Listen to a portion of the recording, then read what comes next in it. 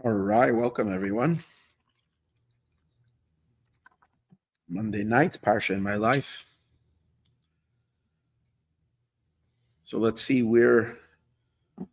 what's the lesson? What's the lesson we learn from the powerful moments we're living right now? This week is a big holiday, Hasidic holiday. It's called the 19th of Kislev.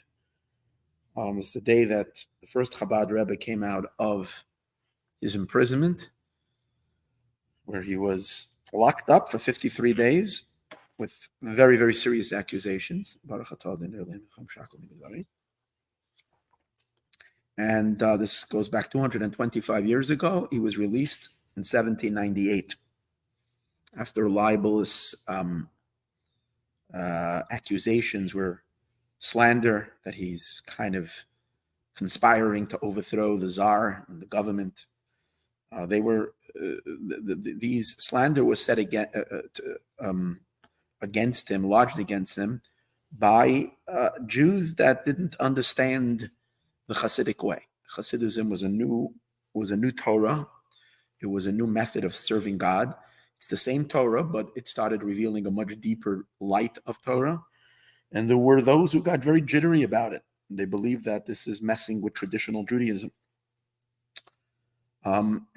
In the end, we see that it didn't mess with traditional Judaism. It only fortified traditional Judaism. It only strengthened it. Those adherents to Chassidism are very committed to Torah Judaism, to mitzvah observance. And not only that, they're the ones that spread Judaism and across the world, and are the gatekeepers, if you might say, and the watchmen of the Jewish people, and the inspirers of the Jewish people, the trailblazers to the redemption. So the Hasidic movement is an unbelievable movement, which is not meant only for Hasidim. It's meant for the entire Jewish people, and even for non-Jews. The teachings of Chassidus, of the Hasidic teachings, are meant to reach the entire world. That's what we're doing now on YouTube and in Facebook and all the different channels, not just myself, but other rabbis that are teaching these powerful, incredible, life-changing teachings, revealing the deepest secrets that has not been known to man throughout all the generations and has been given to us in a way that we can study them and learn them. And that's what we're celebrating this Shabbat, this Shabbos, which falls at the 19th of Kislev, is that the Alter Rebbe, the founder of Chabad branch of Chassidism, was freed and was given permission both in heaven above and below to go ahead and teach and teach and teach and flood the world with light, all preparing the world for the up and coming and final redemption. So what is very exciting now is that, being that it is the week, as we discussed last week's class, if you listen to last week's class, that last week we also celebrated a redemption. The opposition against the Chabad leaders continued cross-generation. The next generation Rebbe Dov Ber, was also arrested and taken to prison, and he was released. That's about 25 years or 28 years after his father's incarceration. And he was released, celebrated last week. On the calendar, it was celebrated last week. It comes out earlier.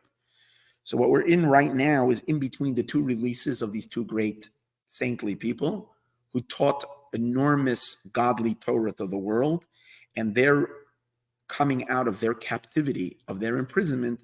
It brings an energy of liberation to the entire world. And it is so much needed right now, since we are watching the liberation of captives. And it's very amazing. It's happening between these 2 days. It didn't, the doors of captivity, the doors were locked until Friday. Friday's when we had the first batch, if you might say, of captives, of hostages that are coming out. So we see it's derived, it's coming from power of redemption that's in the world, opened up over 200 years ago, or about 200 years ago, one 197 years ago, and the other one 225 years ago. And we're sandwiched between this incredible energy. And let us hope that now they announced another 2 days. Again, I'm not talking about whether this is the right thing to do. Israel has to obliterate Hamas, completely obliterate it. So the fact that they're stopping and they're not doing it, I'm not voicing an opinion about that. My general leaning is that it's not a good thing. But on the other hand, hostages coming out is not either a bad thing. It's an amazing, good, life-saving thing. So again, I'm not getting into that. I'm just talking about lives. The lives are coming out. They're being saved from the dungeons of Hamas. That has to be an enormous blessing. And the fact that we're watching a tangible, every year we celebrate these days, and we look at the liberation as a spiritual force. And its lesson to us is that our own soul that is trapped in our own bodies, our own soul that's trapped in the dungeons of our egos, of our own klipa, of our own impurities that block. And we want to, and these are the days that we can open up those prison gates and allow for our higher godly consciousness to flow into our lives. And that's how we celebrate it. And we get together and we sing and we speak Torah and we say L'chaim. It's an incredible, powerful time, and we tap that energy. But this year there is an extra oomph because it's materializing in the physical sense to so many Jews, and it's being broadcasted for the entire world to see it. Every day, everybody's watching captives coming out of imprisonment. It's interesting. The Mittler Rebbe, the son that we were speaking, there's two, father and son, both were liberated. About 10 days apart. 9 days apart. They're liberated again. It was 27 or 28 years apart, but on the calendar it comes out, the anniversaries come out 10 days apart. So the Mittler Rebbe, Reb Dov Ber, who was the one to come out later of prison, 27 years later. However, his liberation date comes out first on the calendar on the 10th day of Kislev. That was commemorated last week, Thursday. It's interesting. We gave a class about this on Monday, last week, Monday. This was on Thursday, was when we commemorated the actual liberation. And on Friday were when the hostages came out.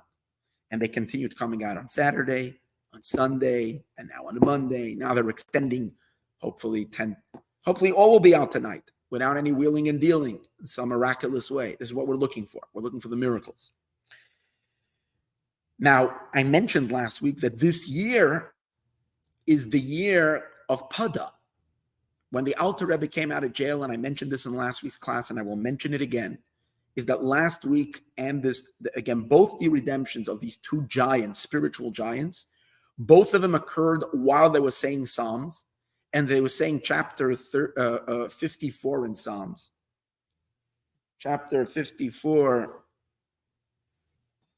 There's one right over here. Thank you. Verse. Give you the part. I have it. It's okay. Chapter 54 in Psalms. And they were saying the verse. How do you like that? I didn't even notice this. Verse 19, because we're going to be talking about the number 19 in a moment. They were both saying not 54, Psalm 55. Psalm 55, verse 19, where King David says, Pada b'shalom nafshi, I was redeemed in peace. My soul was redeemed in peace from my enemies. Probably from those who are engaging. We were learning Thursday night. This was another amazing class.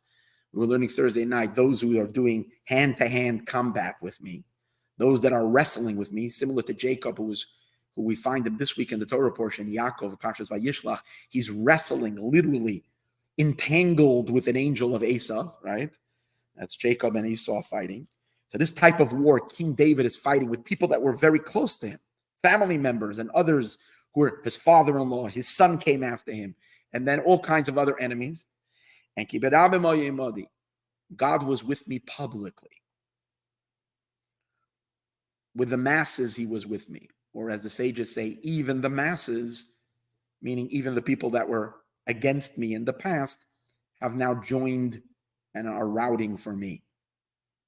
In any case, the Alter Rebbe, Reb Shneur Zalman of Liadi, when he was released, he writes in a letter to his dear friend and colleague, Reb Levi Yitzchak of Bardichev.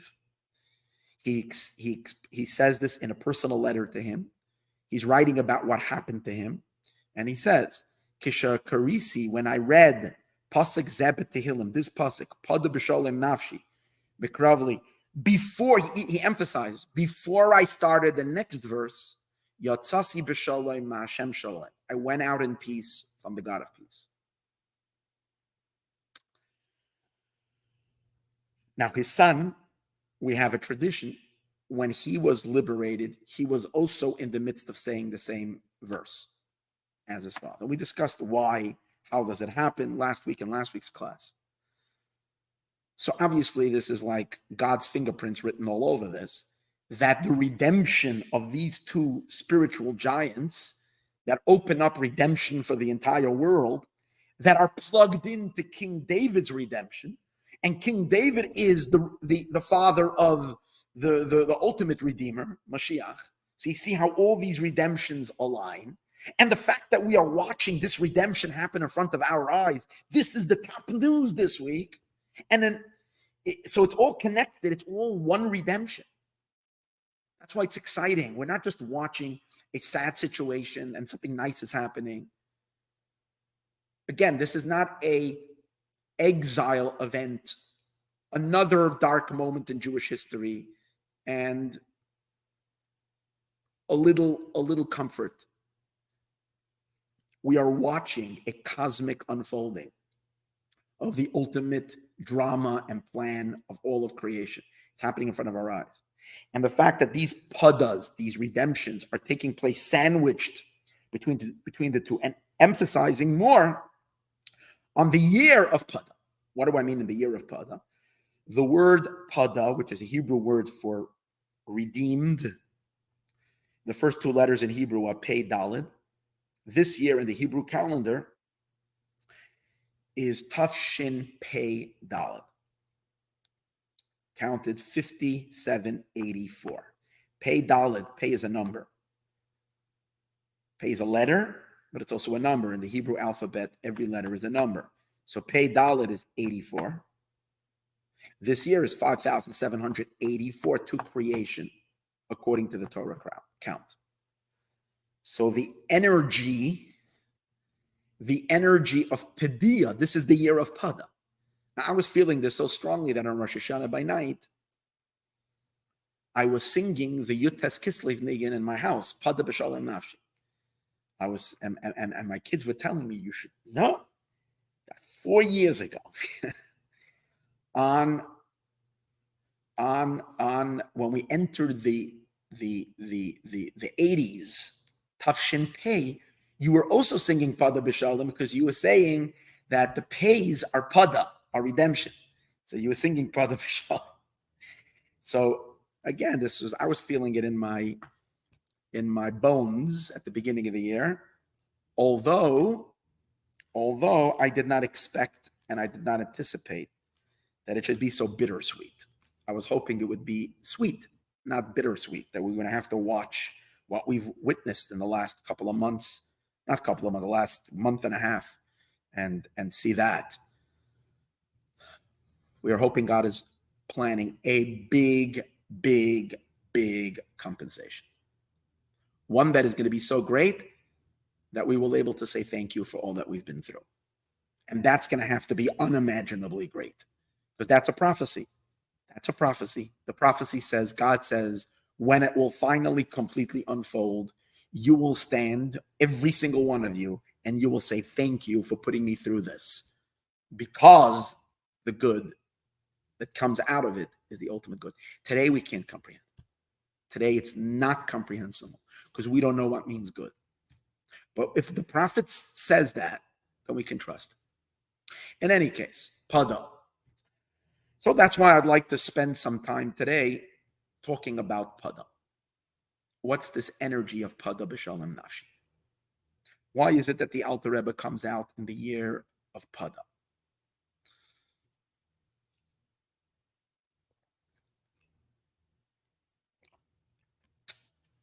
It is explained, and if at the end we might have some time, we'll try to explain also the significance of the day.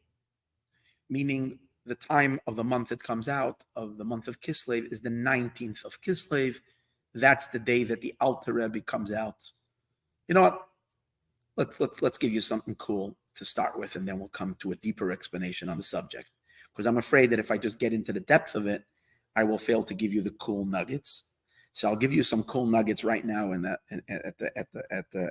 head of it all, so that you'll have. Okay, so everything is so unbelievably godly. The Lubavitcher Rebbe, Rebbe Nachum Mendel Schneerson, right? The Lubavitcher Rebbe, his father was an incredible mystic. It just an unbelievable genius of geniuses in general in Torah, but his like unbelievable, the way he stood out from I don't know anybody else who compares to him in such incredible genius in his creativity when it comes to Kabbalah and mysticism. So he writes a letter to his son, the Rebbe, and he's in that letter he decodes the 19th of Kislev, and he writes incredible, deep, intricate teachings of how everything matches, why it happened, when it happened, the dates, and all these details. I'm just going to share with you a little nugget about it. The significance of the day and the time, the 19th of Kislev. So first of all, he says like this. Let's first get an understanding of the Alter Rebbe himself, Reb Shneir Zalman of Liadi, first Chabad Rebbe. His name is Shneor. That's his name. Shneir Zalman. Two names. The word Shneor could be divided into two words. Shnei Or, the two lights. And in general is explained the reason why the symbolism and why, even though a lot of people have the name Shneor, but why the Alter Rebbe, who is such a genius of Torah and such a great illuminary to the world, is called Shneor, is because there are great scholars in Jewish history that were very, very great in the exoteric part of the Torah, the revealed part, and Talmudic study. Then there were extraordinary scholars and great mystics who were great in the esoteric part of the Torah, the teachings of the Kabbalah and so on and so forth. Then you had some individuals who were great in both. Rarely do you find someone who is not just great in both, but is incredibly innovative in both.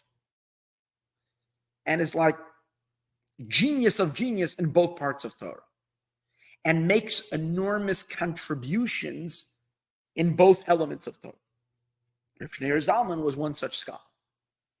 In the revealed part of the Torah, in the halachic, Talmudic part of Torah, we know that the Alter Rebbe wrote a Shulchan Aruch, an entire code of Jewish law. Even though there was a code of Jewish law existing already for about 200 years before the Alter Rebbe, written by Rabbi Yosef Karo, and Jews for 200 years already had that code of Jewish law, a book that kind of filters down all of the Talmudic knowledge into the practical behavior. How do you live your life? It was an incredible feat done by Rabbi Yosef Karo, a great Talmudist, a great scholar living in Tzfat in Israel, in conjunction with another great scholar of Ashkenazic descent. He was Sephardic, Ashkenazic descent, Rav Moshe Isserlis from Krakow, from Poland. Together they jointly made this magnificent piece of work. But the Alter Rebbe revamped the Shulchan Aruch. He wrote his own version of course, based on the old version. But what he added was he added enormous commentary and explanation. So when you're learning the laws, you get to understand the underlying pinnings of where it's coming from, the clarity. The clarity you get by studying the Alter Rebbe's Shulchan Aruch is just out of this world. And it remains one of the great scholarly works in the realm of halacha Jewry. Anybody who studies halacha, which means law, and gives what's it called again, halachic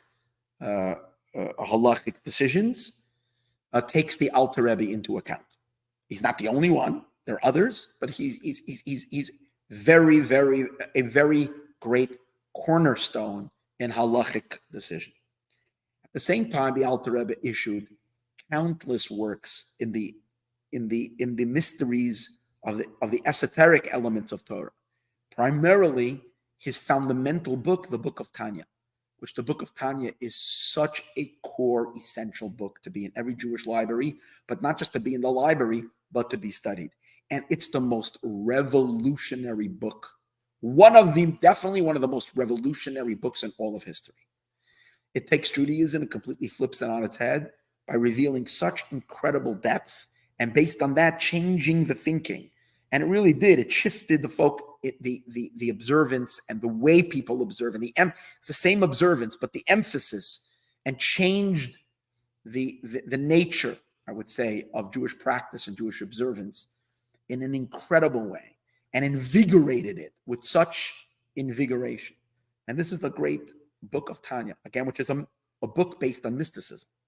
So that's why the Alter Rebbe is called Shnei Or. His name fits him, both lights. But it's not only that. It's really much deeper than that, because others did that as well. Rebbe Levi Yitzchak Schneerson, who is a grandson of Reb Shneer Zalman. He's the Rebbe's father. The Rebbe is the seventh Rebbe, so he's a grandson of great-grandson of the Alter Rebbe. He says about his great-grandfather, the reason he's called two lights is not only because he had these two aspects of Torah, but the fact that he fused them together into one. In the sense that what? That the two elements of Torah were generally divided, in that the manner in which you study the extrateric part of the Torah is in the extrateric part of the Torah you're able to gain full understanding, because we're dealing with tangible subjects. We're dealing with the material world. That's what the Torah talks about. What you're permitted, what you're not permitted. These are all tangible elements. We can understand it fully. And therefore, people had an ability to really get the logic and the understanding of it, understanding it in their human minds. When it came to mysticism, the way it was taught throughout all the generations was not in a way that you can comprehend it and understand it, but more in the way that you're just gathering the information. And you accept the information because that is the information that is given to you, given to the greatest sages by divine revelation. So you had people like Elijah the prophet, who passed away already, or who didn't pass away, his soul, he went up with his body to heaven, who would reveal himself to the great mystics and teach them these esoteric principles. And that's why it's called Kabbalah. Kabbalah really means something that you receive. You don't understand it, you receive it. This information is telling you, it's giving you the divine map. It's giving a person a divine map.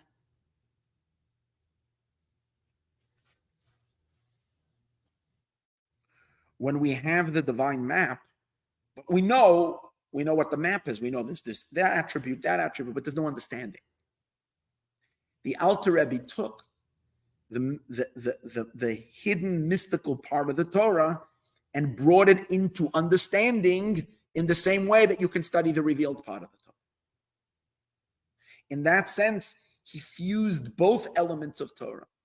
because he brought them both in. One of them was already in the range of understanding, but he made us understand it even better. As we said earlier, halacha becomes very clear after the Alter Rebbe's elucidation of the laws. You gain enormous clarity. So what was already within the range of understanding becomes more understandable. But then there is an entire range of Torah that was completely above the mind, and the Alter Rebbe brings that into intellect and into understanding. And in that sense, he's called Shnei Or, both lights together. His second name is Zalman, which is a Yiddish name. Zalman is more like some say its origins is in Solomon. It's a Yiddish rendition of the word Solomon, which became Zalman. But the Rebbe's father says that the word Zalman is the same letters as the word Lizman. Lizman means to time. What that really means is that he was able to take the Torah that's beyond time and space and make it accessible in time and space. In other words, and this is based on the Alter Rebbe's core principle that God wants to reside in time and space. God wants to have a home in the lowly world. This is the purpose of creation. So when you leave things in the realms above time, you leave things in the outside, in the floating realities above, that's not where it's at. That's wonderful. You can trip out in all these experiences, but you're not fulfilling your purpose of why you're created. You were created to make a change in time and space, to illuminate time and space with the divine truth that's beyond time and space.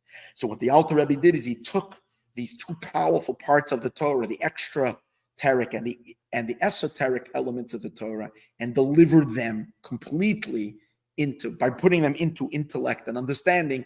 He grounded them into our world. And that's the Shnei Or coming into Zman, coming into time.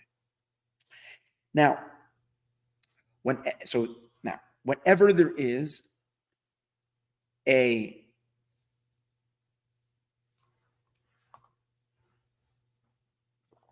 this idea, let me go there. This idea is hinted to in the number, the day of the month in which the Alter Rebbe was liberated. Because again, as we see, there were many forces, both spiritual and physical. And the physical is a derivative of the spiritual. And the spiritual forces above were ganging up against, spiritual forces. Even the godly forces were shocked at the revealing of secrets that were taking place. Even the godly forces above, celestial holy beings, felt that the Alter Rebbe is crossing a line, a red line. He's revealing too much. And he should not be doing. That was the reason why there was an accusation. So since there was a spiritual accusation, that's why down here, it materialized, it manifested as slander, as the Russian government being suspicious of him, his arrest, and his life being in jeopardy. But when, on the 19th of Kislev, the gates of the prison swung open and the Rebbe was released, it meant that the teachings were given God's stamp from above to flow to the entire world, to go out, to flood time and space with these divine truths. That's the beauty of it. The divine truths to flood uninhibited, without restriction and without limitation.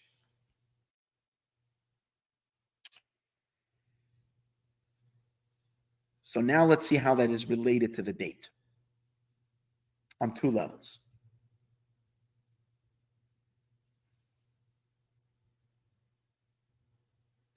We all know that the higher name of God, the deeper name of God, the more essential name of God is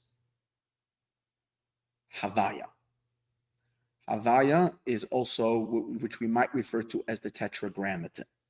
It's the 4-letter name of God that we are not allowed to pronounce. Yud, K, Vav, K, and anyway, we never even pronounce it even in our prayers.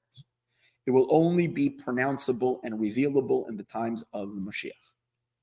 But until those times, we can't say God's name. we camouflage that name and pronounce it Ado. I don't want to say because I'm not saying a blessing now. Ado, la la la la la, nai. That's how we say the name. However, the real name is not pronounceable. The reason why it's not pronounceable, we're not allowed to pronounce it, is because it's a mystery. God's truth that is not possible to know. And if you can't know it, you can't pronounce it. Because pronouncement means revelation. So the Yud Kei Vav Kei remains concealed. The hidden name of God remains in its hidden state. However, the purpose is not that it should remain hidden. Eventually, the purpose is that through all of our good deeds, we channel the transcendence of God, God's true being. We channel him into time and space. And then in the Messianic era, he is revealed in here, and then we can pronounce his name. Now, the numeric value of God's name is 26. Of Yud, Hey, Vav, Kei, 26. But there is hidden letters that are hidden in the 20s, in the Yud, Kei, Vav, Kei. Those are called the Miloi letters. Miloi letters means the letters that you don't see when you look at the letters, but when you speak the letter out, then you hear those hidden letters. So if you say the letter Yud, for instance, so if you're just seeing a Yud, all you see is the Yud. But if you're saying it, Yud, you hear the Duh. The Duh is a Dalet. It's not, you don't see it in the Yud. And the same is, you say Yud Kei Vav. When you say Vav, you hear one V and you hear another V. Vav. So two Vavs. These are the hidden letters. The hidden letters of God's name, when you add those hidden letters, you get the number 45. So from 26 becomes 45. What is the difference of the letters being written and the letters being spoken? When it's written, it could be a hidden text. When you're speaking it, you're revealing it. Speech is revelation. So what that means is the hidden letters that you don't see, when those hidden letters come out, the name is revealed. So the hidden letters are the channel for revelation. When you unlock the hidden letters, you can take what is really above and beyond, and you can spill that out in a way that it can reveal itself. You have to get to the hidden. You have to unlock it. You have to open it. And in order to do that, you have to go really deep into the essence to be able to turn it inside out and to open it up. So we said before that God's name is 26, unknown. When you add the hidden letters, it's 45. Now, 45 is the numeric value of man, of the word Adam. Adam is the word for man, Adam. Aleph, Dalet, Mem is 45. What does that mean? Is God a man? Is God in any way a being that we can describe? We had a discussion today, an amazing class today. It's worth listening to earlier about God's being the beyond and beyond and beyond. In the class called Wake Up, Mashiach is Here, part number 3. Fascinating class earlier in the day. So I'm referencing there if you want to explore this a little more. But God is unknown. There's no description. But yet you find that God in many places is described as a man. So what does that mean? When God is as he truly is for himself, he's indescriptive and unknown. But when he chooses to reveal himself, then he reveals himself in the image of man. Then he creates us in that image. That's called Adam. So now we can understand why God's name is 26. It's unknown. If you're looking at God's name as it is on its own, 26, but when you open it up and you reveal it, which means you turn it into an image of man, that's like revealing it or bringing it out, then it's 45. And for, like we said, with the hidden letters, when you reveal the hidden letters, you go from 26 to 45, which is man. How does God reveal himself? In the image of the man. So it's a revelation of Hashem. What's the difference between 26 and 45? 19. So 19, the number 19 is the number related to when you have a number that represents the hiddenness of God. And you want to come from the hidden and you want to come to a state of revelation, which is what the Alter Rebbe is going to do through teaching Chassidus. He's going to expose God. He's going to reveal God in this world. How do you go from the concealed unknown of God and move into the revealed? You add 19. You extract those hidden letters, which are numeric value are 19, because you go from 26 to 19. That's why the day of his liberation was on the 19th day of the month. Kislev, which month is it? The third month of the winter, called Kislev. Kislev, as we discussed this in another class also, is from the word hidden. Case lo. Case means concealed. It's like something covering. Case lo means it's concealed to the person. It's something hovering. It's above, it's hidden, it's above our perception. 19th of Kislev means to take what is hovering above, case and hidden and above and unknown, the transcendental elements of God, and bring that down through the hidden letters of God's name to bring that into revelation. The hidden letters of God's name are 19. So that's the significance of 19th of Kislev. That's how the Rebbe's father says. But then he adds another super gem. Every time godliness is going to be revealed in the world, it is first there is an enormous concealment. In other words, whenever you're getting close to a bursting open of enormous light, it is preceded by intense darkness. That might sound comforting to some people right now. We, the Jewish people, have had one of our darkest moments of all of history in the last 6 weeks.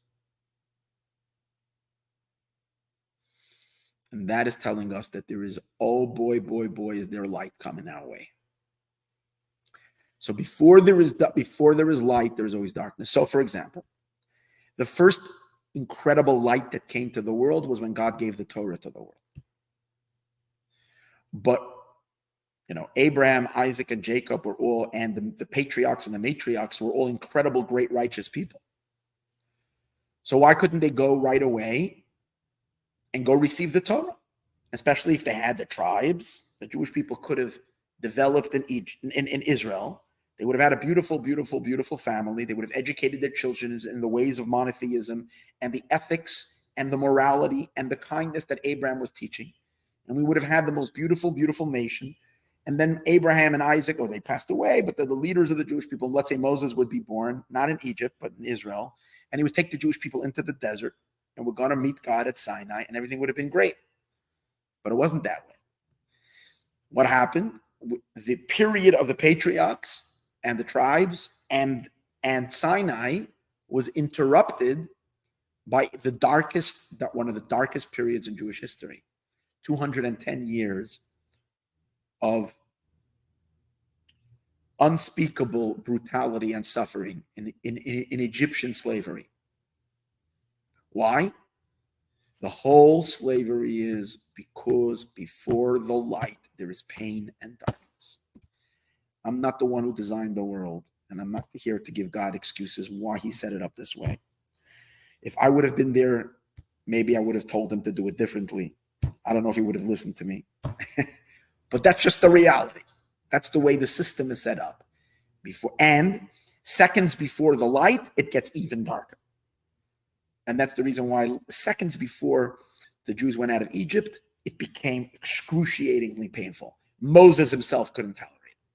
Moses, the most, someone who believes and trusts in God so much, was provoked to open his mouth and challenge God. And for a righteous person, that's very difficult, because righteous people like to say that God is always right. And yet Moses stood up and fought God and said, this is not fair. This is not right. He objected because it was so dark. It was so unbearable. When did it happen? Right before the revelation. So before the light, there is darkness. And then he gives another example. The same is also Yom Kippur. Yom Kippur, we received the Torah a second time. We got the Torah at Sinai, but then we got the first tablets. First tablets didn't last. It was broken. Then we get the second tablets on Yom Kippur.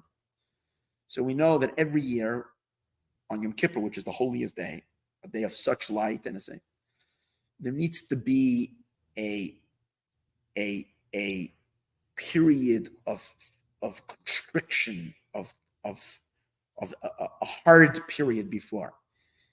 We know, those that are tuned in, that even though Rosh Hashanah is a beautiful time, and the 10 days of repentance that precede Yom Kippur, the 9 days, are a beautiful time, but there is a certain sense of discomfort, which is a certain sense of distance. We feel that God is kind of judging us, and he's being harsh with us, and that's the darkness that comes before the enormous. God lifts his veil up and allows us to look into his face on the deepest level on Yom Kippur.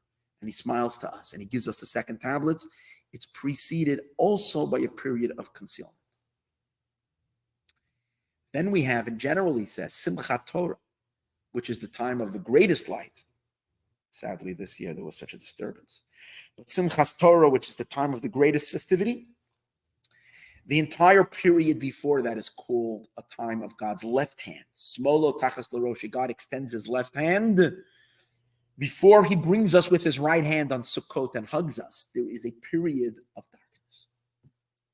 And, not to forget, the greatest revelation ever in all of Jewish history, all of world history, is going to be the coming of the Messiah, Mashiach. And when Mashiach will come, it's preceded by a 2,000-year period of darkness. So therefore, he explained, before the Alter Rebbe is coming to reveal the deepest Torah to the world. Now, I forgot to mention something very important. The Rebbe Levi Yitzchak says like this: when the Alter Rebbe took Kabbalah, mysticism, and he revealed it in a way that we can understand it, it's not just that he took Kabbalah and revealed Kabbalah. Chassidism is not Kabbalah revealed. Chassidism is a deeper truth of Torah, a deeper dimension of Torah, that because it is coming from a deeper place in God, from the essence of God, it can take the two ranges of divine wisdom, the hidden and the revealed. When God emanated the Torah, he emanated a dark Torah, a concealed Torah, and a revealed Torah, a bright Torah. When I say bright, I mean bright to us, that we can understand. A dark Torah meaning a very high Torah. These are two Torahs, the two levels of Torah that cannot be, which each one has its parameters. The revealed Torah is revealed, the hidden Torah is concealed. To take the concealed Torah and to reveal it is impossible. How did the Alter Rebbe do it? By revealing a dimension of Torah that's higher than both. And that's Chassidism. Chassidism is deeper than Kabbalah. But because it is so limitless, it has the ability to take Kabbalistic concepts and make it totally revealed. Therefore, the Alter Rebbe says, therefore the Rebbe's father says like this: before God gave us the first Torah, before Sinai, when the revealed part of Torah was primarily revealed, there was darkness. Like we said earlier, before every light, there is darkness. Before Mashiach comes, and Mashiach is going to be the one who's going to reveal the secrets of the Torah. Before Mashiach reveals the secrets, there is 2,000 years of darkness. But before the Alter Rebbe revealed his Torah, the teachings of Chassidus, there was an imprisonment, a darkness, a very, very, very hard moment. He calls it the slumber that happens like where God puts Adam to sleep in order to create Chava. Chava, by the way, Eve, her name, the numeric value of her name is 19. Chava is the revelation. Through her comes revelation. The woman is speech, comes revelation. But in order to create Chava, to create revelation, you have to put Adam to sleep. Sleep is a concealment. And then you can extract Chava, whose name equals 19. You can bring the revelation, like the hidden letters of God's name. You can bring it to revelation. So before God gives the Torah at Sinai, we went to sleep for 210 years. Before Moshiach reveals the Torah in the future, we went to sleep for 2,000 years, which is exile, which is compared to a sleep. And before the Alter Rebbe was given permission to reveal Chassidus, which is higher than both, this is what he says, they're higher than both. The Alter Rebbe needed to sleep. His imprisonment was a form of sleep, of concealment, of darkness, which came before the light. And then he adds something really fascinating. He says that the quality of the opposition that's causing the pain and the suffering changes in all these three scenarios. The higher it is, the opposition has to come from a more powerful place. Because when we went out of Egypt, the Torah that we received was godly, but it's considered more the external part of the Torah, the exterior of Torah. So the opposition came from the Egyptians. The Egyptians were the ones who created the darkness. Now, the Egyptians are very, very far from holiness, which means they're not too powerful. The closer something is to holiness, the more powerful it is. The Egyptians are foreigners. Why? They're descendants of Ham. They're from the family of Ham. So they're not even Semites. Through Shem, the son of Noach, is where the divine flow is going to flow. So the ones that are closer to Shem have a deeper connection to holiness and therefore have more of a spiritual power. The first opposition came from the descendants of Ham, which are like more removed from holiness, because since what they are opposing is not as deep, so the opposition can be of a more softer opposition, which means people that are farther away from holiness. This exile that we're currently in until the Mashiach comes is a Roman exile. The Romans are brothers to the Jewish people in the sense that they come from Esau. Esau was not only from the Shem family, not only is he a Semite, but he's actually from the children of Abraham, not only of Abraham, but also the child of Isaac.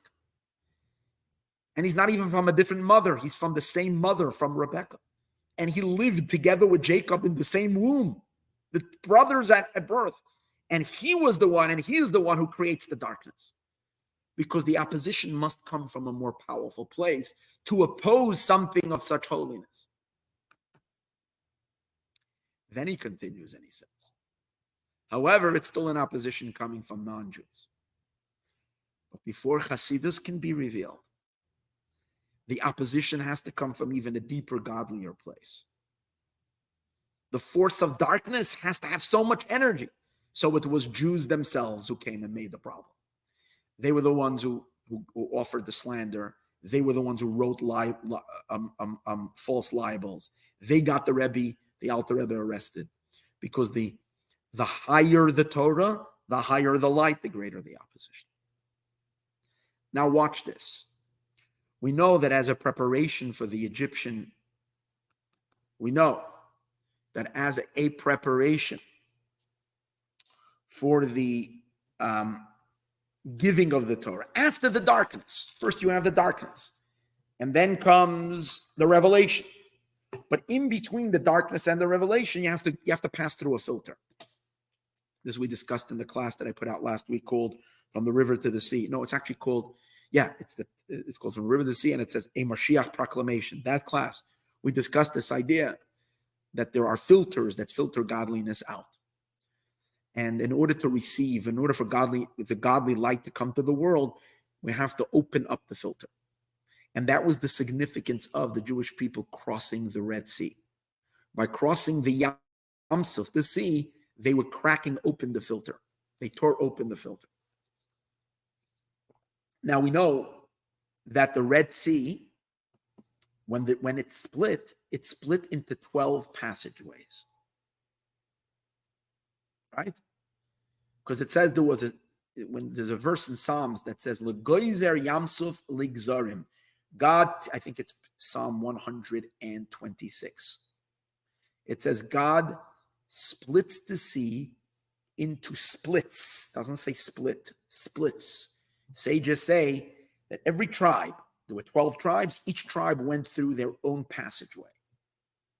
So when we crossed the first filter, in order to be able to receive the lower part of the Torah, it was broken into 12 passageways. Now, before Mashiach comes, and we're going to receive Messianic light, the incredible revelations of the deeper part of the Torah, Kabbalah like we've never learned before, mysticism like we've never learned before. Everything we learned till now is nothing compared to what is going to be revealed through Mashiach. Well, over there it says that we're going to cross through the river. It says Mashiach will raise his hand over the river and he will split it into 7 passageways. So for the revealed part of the Torah, we split the sea was split. God broke open the sea into 12 passageways. For the revelation of the hidden part of the Torah, it's not the sea, it's the river that split open, which is a higher filter, which I'm not going to get into right now. And that was split into 7 passageways. For the revelation of Chassidus, that's higher than both,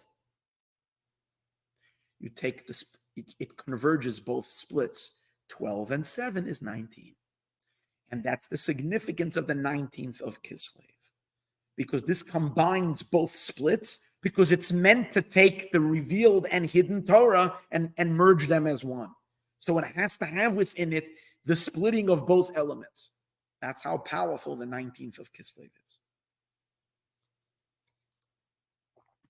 Now let's take a quick moment and understand what is the idea of Pada b'sholem nafshi. What does the Alter Rebbe emphasize? That when he was redeemed in this verse. While he said this verse. So we have to say that this verse, which King David is speaking about, is particularly related to the teachings of Chassidism. That means if we will take the teachings of Chassidism and apply it to our lives, we can experience in our own lives a redemption, a peaceful redemption. And why is this so important? Because we are wishing and we are hoping that we don't have to see more bloodshed in the Middle East. Instead, we can have a peaceful redemption. What does that mean to have a peaceful redemption? And why is Chassidism connected to a peaceful redemption? So let's understand something about the power of, and I'm doing this very brief. What is the power of Chassidism? What does its unique teaching tell us? What's one of its main features that make it such a therapeutic way of living and such a powerful science, if you might say, or discipline or teaching? Why is it so powerful? It's because from the very, very onset of time, there has been a friction there has been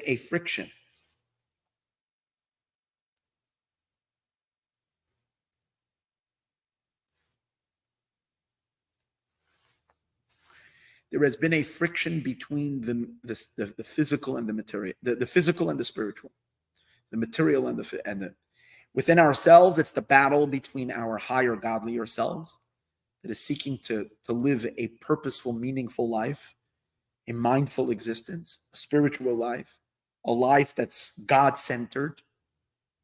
a life that's mission-centered, a life based on purpose.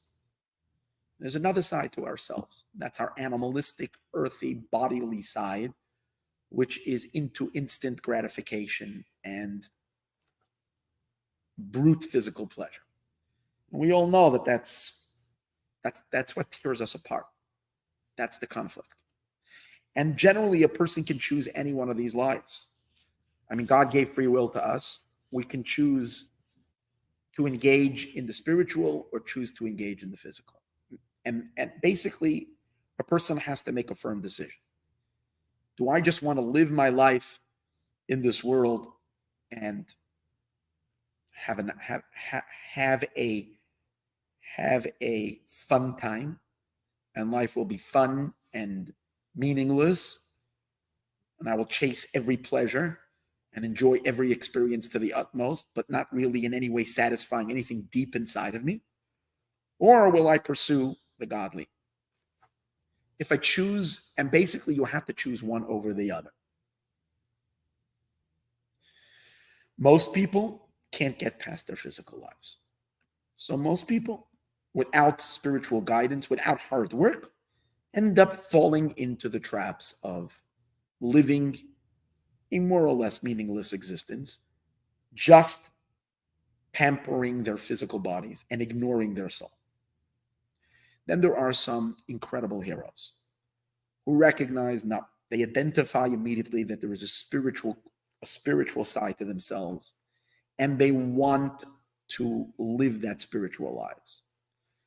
Now, traditionally, the way to do that has always been in the way that monks have been doing that for ages amongst the Buddhists and different places. You basically have to train yourself to dismiss your body. You basically have to shut down your body. And that comes about through mortifications, through fasting, through, obviously, there's meditation, which you kind of meditate, you take yourself out of your body. But since the body is going to get in the way, so the more one can separate themselves from material physical pleasures, the more one can practice celibacy and what you call it, abstinence from every aspect of the physical world, the more you can concentrate on your soul and really gain a connection to God. And in Judaism, it was also that way. And Judaism is also that way. There were people that kind of could never overcome their physical, even though they lived religious lives, but they can never really overcome their physical, materialistic, identity. And even though these people were kind of following the law, but if their identity was the material world, their oomph, their pleasure in life, their experience in life was materialism. And then there were the rabbis and more spiritual people, whether it was clergymen, which people devoted their life to spirituality, their service of God, and the way they connected to God was to shun the physical, to remove themselves, to divest themselves from the physical, because the material physical world is a distraction. If you allow yourself to go into it a tiny bit, it will ensnare you. That's the way it is. It is dangerous because you become addicted to physical pleasure. And the more it pulls in. And the physical is a place where you cannot experience God. To experience God, you need to do that in the metaphysical. And that was basically the tug of war, and that was basically the way one was going to live their life. The spiritual people, even though they couldn't completely shut down all physical material activity, so they would do it to the bare minimum.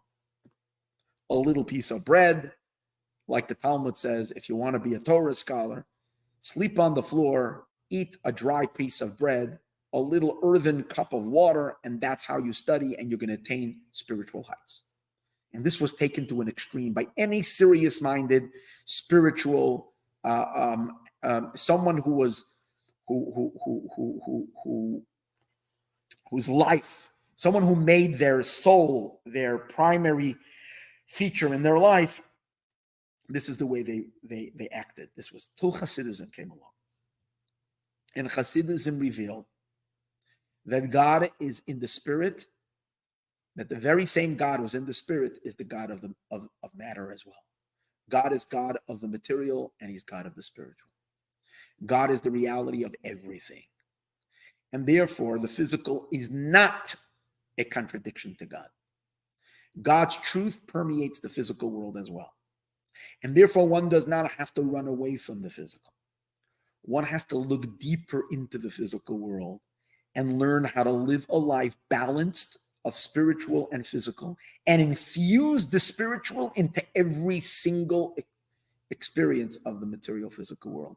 So much so that you don't only use the material world to help you have spiritual moments, but rather you have the spiritual moment while you're in the physical and engaging in the physical, because you discover God within the material aspects of life. You see God in every element of life. You thank God, you feel him, you recognize him. You train your eyes to see any physical object, and you see its spiritual content. You see its godly truth. That's what Chassidism does.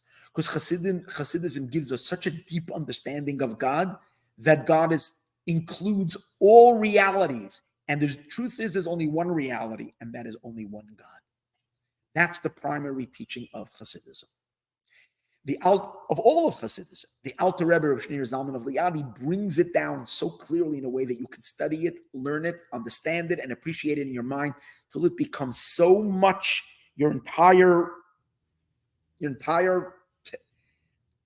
our reality becomes the reality of the oneness of God. And what happens then? The soul is redeemed from the imprisonment of the body, but it's a peaceful redemption.